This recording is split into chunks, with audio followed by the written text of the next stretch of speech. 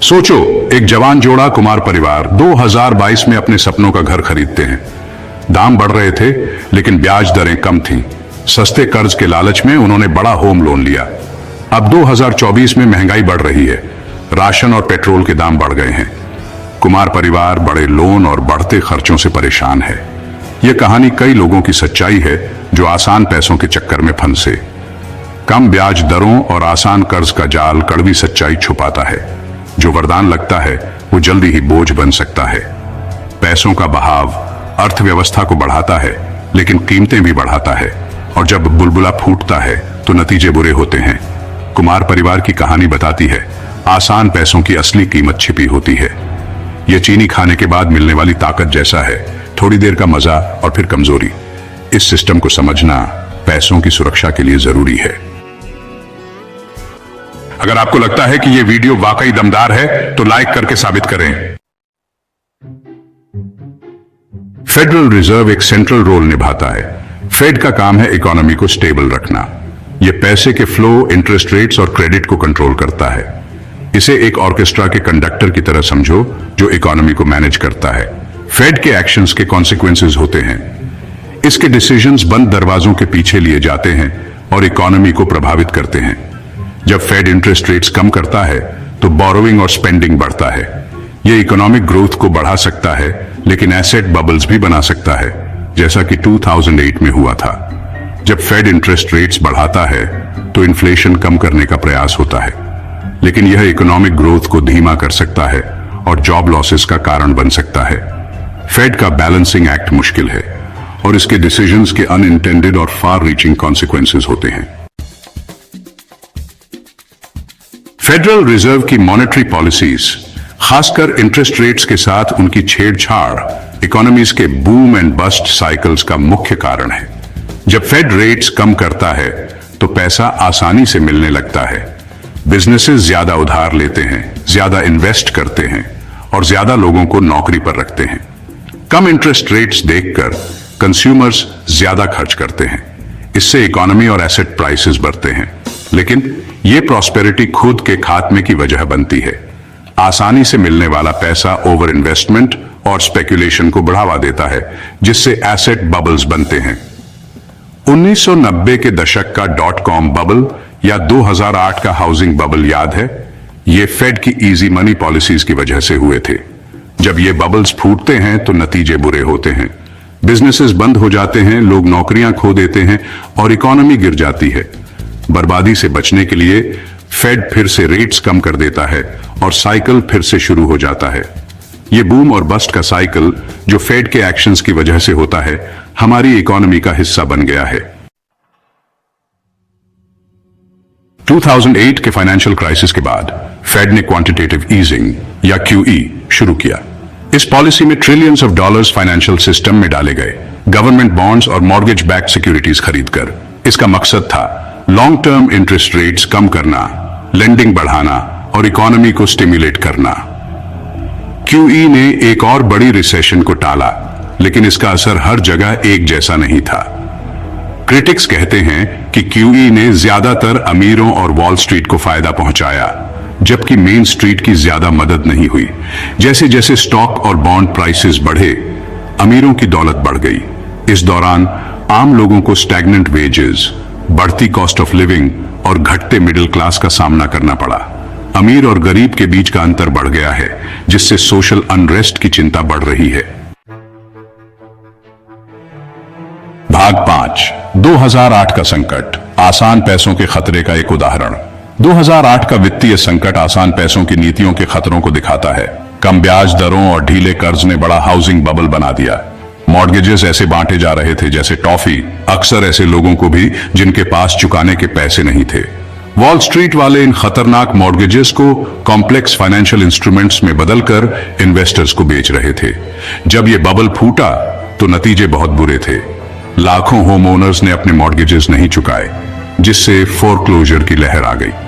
खराब एसेट्स के बोझ तले फाइनेंशियल इंस्टीट्यूशंस दिवालिया होने की कगार पर आ गईं।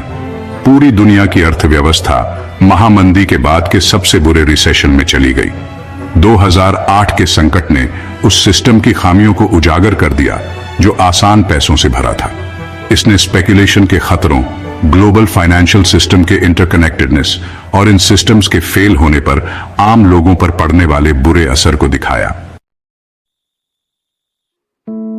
भाग 6, महामारी के समय महंगाई। क्या यह ढीली मॉनेटरी पॉलिसी का एक और साइड इफेक्ट है? कोविड-19 महामारी ने एक बड़ा आर्थिक संकट पैदा किया, जिससे फेड को बड़े पैमाने पर मॉनेटरी स्टिमुलस देना पड़ा। ब्याज दरें लगभग शून्य कर दी गई और QE और अन्य कार्यक्रमों के माध्यम से खरबों डॉलर अर्थव्यवस्था में डाले गए। इन उपायों ने राहत दी, लेकिन मुद्रास्फीति की चिंताएं भी बढ़ाईं। जैसे जैसे अर्थव्यवस्था ठीक हुई, मांग बढ़ी, लेकिन आपूर्ति श्रृंखला बाधित रही। आपूर्ति और मांग के बीच यह बेमेल आसान धन के प्रवाह के साथ मुद्रास्फीति में वृद्धि का कारण बना। आवश्यक वस्तुओं और सेवाओं की कीमतें बढ़ गईं, जिससे उपभोक्ताओं की क्रय शक्ति कम हो गई। मुद्रास्फीति के कारणों पर बहस जारी है। कई अर्थशास्त्रियों का मानना है कि फेड की ढीली मौद्रिक नीतियों ने मुद्रास्फीति को बढ़ावा दिया। 7वां भाग, फेड के फैसलों से किसे फायदा होता है? फेड की मॉनेटरी पॉलिसीज का मकसद इकोनॉमिक स्टेबिलिटी और ग्रोथ को बढ़ाना है, लेकिन यह कुछ लोगों को फायदा और कुछ को नुकसान पहुंचाती है। सबसे ज्यादा फायदा अमीर लोगों को होता है। कम इंटरेस्ट रेट्स और QE एसेट प्राइसेस को बढ़ाते हैं। इससे स्टॉक्स, बॉन्ड्स और रियल एस्टेट के मालिकों को फायदा होता है। इसमें अमीर लोग, कॉरपोरेशंस और वॉल स्ट्रीट इंस्टीट्यूशंस शामिल हैं। आम लोग, खासकर जिनकी फिक्स्ड इनकम है या सेविंग्स कम है, अक्सर नुकसान उठाते हैं। उन्हें बढ़ती कॉस्ट ऑफ लिविंग, रुकी वेजेस और घटती मिडिल क्लास का सामना करना पड़ता है। फेड के फैसले वेल्थ इनइक्वालिटी को बढ़ा सकते हैं। अमीर और अमीर होते जाते हैं और गरीबों को गुजारा करना मुश्किल हो जाता है। यह असमानता, फेयरनेस और इन इम्बैलेंसेस को दूर करने में फेड की भूमिका के बारे में सवाल उठाती है। क्या फेड को सिर्फ इकोनॉमिक ग्रोथ की ही नहीं, बल्कि यह सुनिश्चित करने की भी चिंता करनी चाहिए कि उस ग्रोथ का फायदा सभी को बराबर मिले?